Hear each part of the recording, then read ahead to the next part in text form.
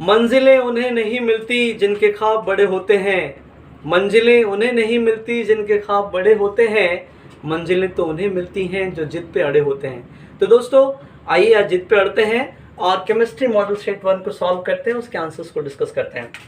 तो देखिए first question आपके पास, the maximum number of electrons in a subshell for which L equal to 3। L यदि 3 है तो इसका मतलब क्या हो गया, 0 होता है जीरो होता है सबसेल के लिए, 1 होता है P के लिए, 2 होता है D के लिए, 3 होगा F के लिए। और F में मैक्सिमम कितने इलेक्ट्रॉन्स होंगे, 14। इसका मतलब आंसर D हो गया, ठीक है, D 14। सेकेंड पे आइए, सेकेंड में है molecular mass of heavy water. Heavy water को लिखते हो आप D2O, ठीक है ना, और ये जो D है ना इसका मास नंबर 2 होता है, तो क्या हो गया 2 × 2 + 16 दैट मीन्स 20, ठीक है ना, तो 20 हो गया, तो ऑप्शन नंबर सी के साथ जाएंगे आप। थर्ड नंबर पे आइए, थर्ड में क्या है, which of the following concentration unit depends on temperature.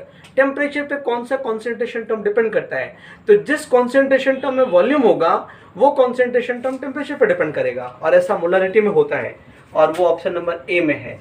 तो मोलरिटी जो है वो टेम्परेचर पर डिपेंड करेगा।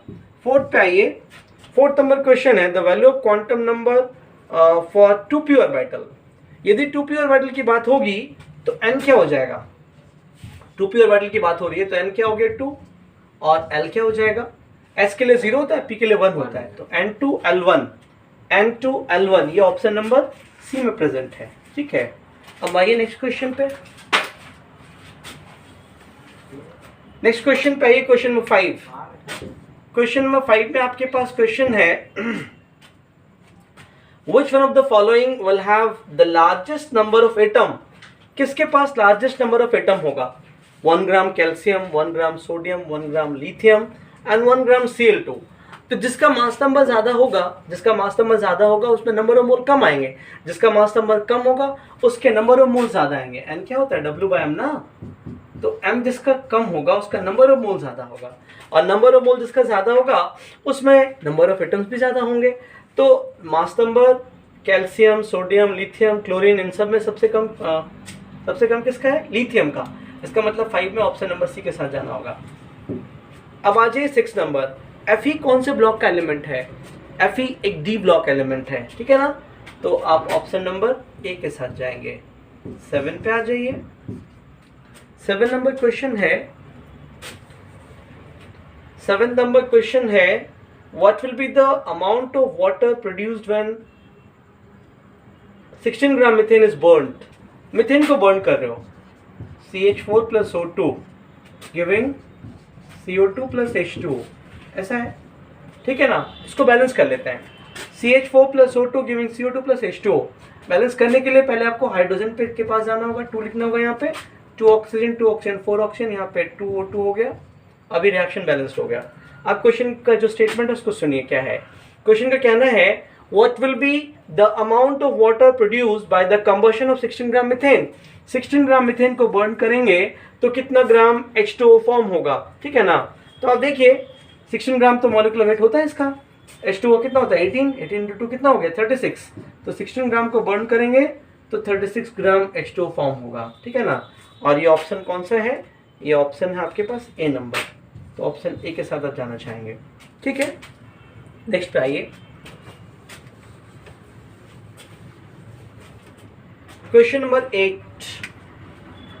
8 नंबर क्वेश्चन है, which of the following electronic configuration is not possible, 2p4, 2d5, 4s1, 5f6। तो d सबसेल जो है ना वो थर्ड से स्टार्ट होता है, फर्स्ट में केवल 1s होता है, सेकंड में 2s 2p होता है, थर्ड में 3s 3p 3d होता है, बट यहाँ 2d लिखा हुआ है, तो इसका मतलब ये पॉसिबल नहीं है। तो आप 8 में बी ऑप्शन के साथ जाना चाहेंगे, बी के साथ जाना ही होगा, ठीक है ना। अभी 9th पे आ जाइए, 9th है, number of electrons in 4th shell of copper atom. Number of electron in 4th shell of copper atom. अब कॉपर का कॉन्फ़िगरेशन जब लिखते हो आप, तो आप क्या लिखते हो, आर्गन, ठीक है ना, 3d10 एंड 4s1, ठीक है। ऐसा कॉन्फ़िगरेशन कॉपर का होता है। कॉपर का एटॉमिक नंबर 29, 18, 19 एंड 10, 29, ठीक है। तो क्वेश्चन का कहना है कि फोर्थ सेल में कितना इलेक्ट्रॉन है, तो फोर्थ सेल में तो एक ही है ना, 4s सब सेल, तो उसके पास एक इलेक्ट्रॉन है, दैट मीन्स डी ऑप्शन में जाएंगे आप। 10th नंबर पे आइए। 10th नंबर क्वेश्चन है which of the following species will have the largest size, कौन सी स्पीसीज का साइज सबसे बड़ा होगा, ठीक है ना। तो जिसका एटॉमिक नंबर, जिसके न्यूक्लियस में कम से कम प्रोटॉन होंगे ना, उसका रेडियस बड़ा होगा, ठीक है। तो आप देख लीजिए यहाँ पे ऑप्शन क्या क्या है, Mg है, Mg2+ है, Al है, Al3+ है। तो हम लोग को Mg2+ और Al3+ पे सोचना चाहिए, क्योंकि इन दोनों के पास तो दो ऑर्बिट्स ही बचते हैं केवल। अब इसका एटॉमिक नंबर क्या है 12, इसका एटॉमिक नंबर क्या है 13, दोनों के पास 10 इलेक्ट्रॉन्स, यहाँ 12 प्रोटॉन खींच रहा है, यहाँ 13 प्रोटॉन खींच रहा है। तो 13 खींचे तो ज़्यादा खींच लेगा, रेडियस को छोटा कर देगा, इसका मतलब बड़ा रेडियस Mg2+ का है। बट क्वेश्चन है लार्जेस्ट साइज का, ठीक है ना। तो ये तो दोनों छोटे वाले हो गए, अब बड़े में हमको जाना चाहिए Mg पे और Al पे, ये दोनों छोटे वालों के लिए डिस्कस करना है। यहाँ 282 पे आएंगे और यहाँ 283 पे आएंगे, दोनों के पास क्या 3 ऑर्बिट्स हैं, लेकिन यहाँ पे क्या है 12 प्रोटॉन, यहाँ 13 प्रोटॉन्स, है ना। इसका मतलब ये हुआ कि लास्ट प्रोटॉन को 12, लास्ट इलेक्ट्रॉन को 12 प्रोटॉन खींच रहा होगा, यहाँ लास्ट को 13 खींच रहा होगा, ठीक है। तो ज़्यादा खींचाव इसमें आएगा, कम खींचाव इसमें आएगा, इसका मतलब यहाँ रेडियस बड़ा हो जाएगा। तो आंसर क्या होगा Mg होगा, मतलब ऑप्शन नंबर ए। नेक्स्ट है the element with atomic number 35 belong to which block of the periodic table. Atomic number 35 किसका होता है, ब्रोमीन का। ब्रोमीन क्या है, ग्रुप 17 का मेंबर है। ग्रुप 17 कौन से ब्लॉक में है, पी ब्लॉक में है। तो आपका आंसर क्या हो गया 11 का आंसर हो गया P block. P block that means option number B, ठीक है। तो ऑप्शन बी हो गया पी ब्लॉक। अब आइए 12 नंबर पे। 12 में है एक एलिमेंट है जिसका एटॉमिक नंबर 129 है ना। तो 1 के लिए U लिखते हैं आप, ठीक है। 2 के लिए बाई लिखते हैं आप, तो बी आ जाएगा। और 9 के लिए N से स्टार्ट नोना, ठीक है ना, इस तरह से आता है अल्फाबेट। तो UVN मतलब A पे जाएंगे, ठीक है। अभी आ जाइए 13 पे। क्वेश्चन नंबर 13 है हैलोजन बिलोंग्स टू, हैलोजन कौन से ग्रुप को बिलोंग करता है, ग्रुप 17 को। इसका मतलब ऑप्शन नंबर डी के साथ जाएंगे आप। नेक्स्ट है नेक्स्ट 14 पे आ जाइए।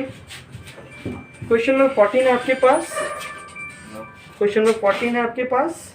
क्वेश्चन नंबर 14 में है Charles law of gases gives relation between.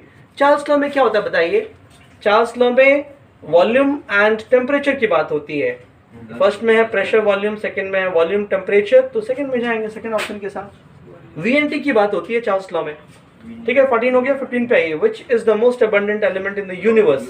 पूरे यूनिवर्स में कौन सा एलिमेंट मोस्ट अबंडेंट है, तो हाइड्रोजन है ना। क्योंकि आपने पढ़ा है, आपने सुना है, सन के न्यूक्लियस में हाइड्रोजन हीलियम में कन्वर्ट हो रहा है, ठीक है ना। Scene gases H2+CO, B option के साथ जाएंगे आप, बी ऑप्शन। 17 पे आ जाइए। 17 में है how many hydrogen bonded water molecules are present in CuSO4.5H2, तो ये 1 है इसका आंसर।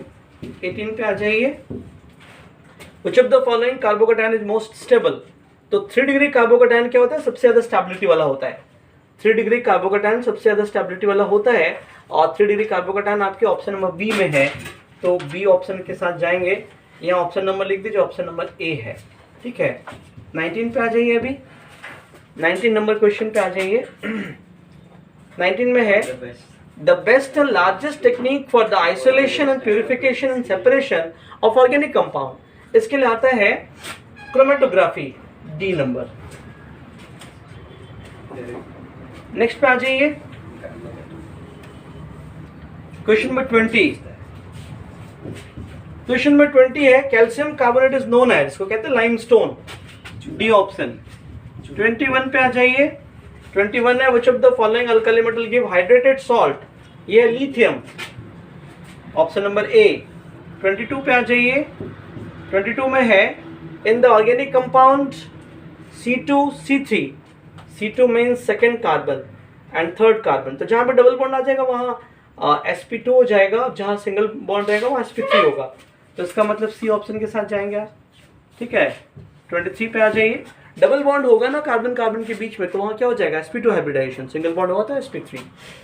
22 हो गया। 23 पे आइए। The graph between volume and pressure at constant temperature is called, देखिए कांस्टेंट क्या है, कांस्टेंट टेम्परेचर है, टेम्परेचर यदि कांस्टेंट है तो उसको क्या बोलेंगे, आइसोथर्म, मतलब ऑप्शन नंबर सी हो गया, ठीक है, आइसोथर्म मतलब टेम्परेचर कांस्टेंट। नेक्स्ट ऑप्शन है आपके पास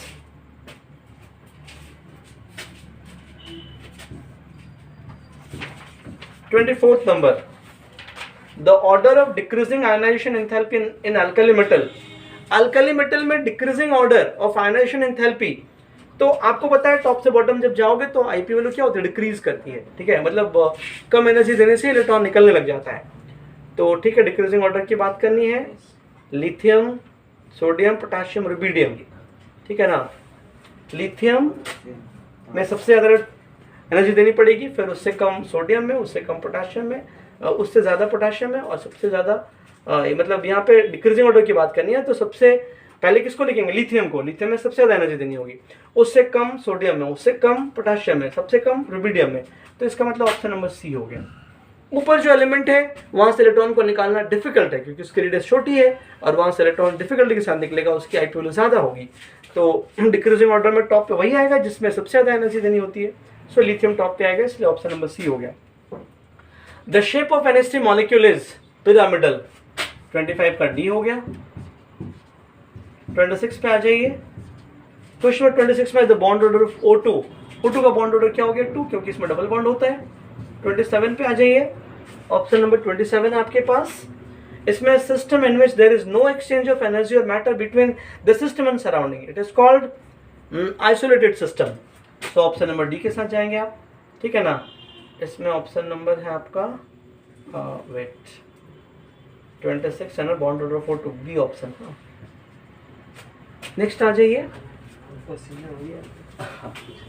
अब आ जाइए 28 नंबर, 28 पे आ जाइए, क्वेश्चन नंबर 28 है आपके पास, which of the following is correct mathematical equation.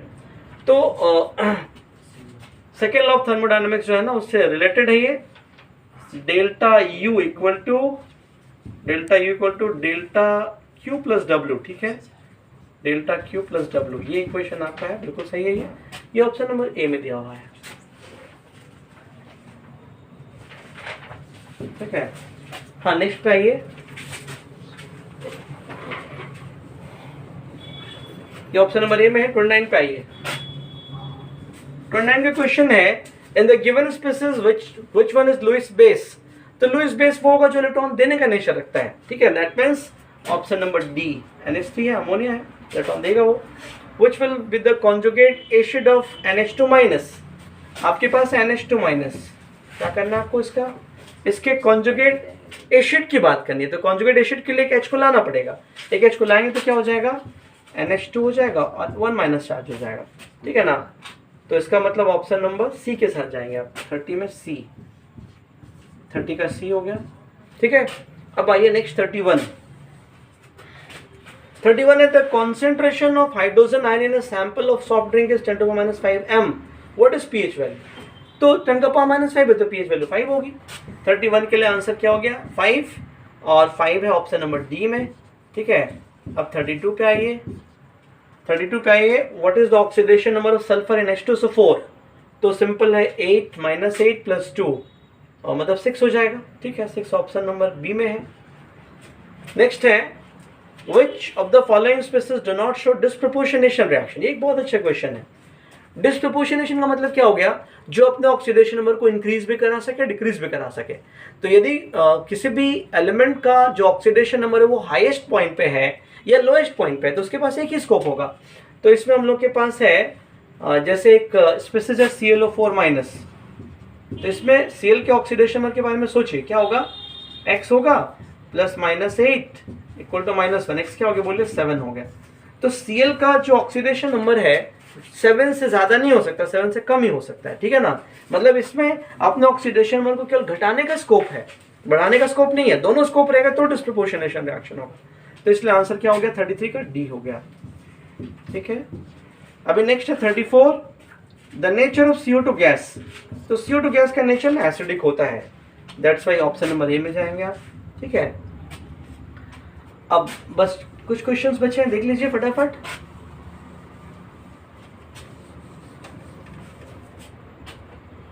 इसके बाद आपके पास क्वेश्चन नंबर 35 है thermodynamically most stable form of carbon. Carbon के बहुत सारे फॉर्म है, लेकिन जो ग्रेफाइट है ना वो हीट रेसिस्टेंट है, ठीक है ना, हीट के लिए बहुत ज्यादा स्टेबिलिटी शो करता है, हीट का बहुत कम इफेक्ट होता है। An aqueous solution of borax is, ये बेसिक नेचर का होता है। 36 का बी ऑप्शन ले लीजिए आप।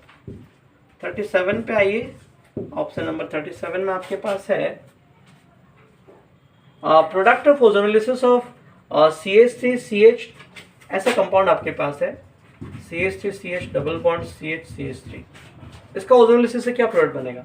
तो इस पार्ट को ब्रेक कर दीजिए, इसमें O जोड़ दीजिए, उसमें भी O जोड़ दीजिए, दैट मींस CH3CHO बनेगा, ठीक है। क्या है ये? इथेनॉल, ठीक है। तो क्वेश्चन नंबर 37 का आंसर क्या हो जाएगा?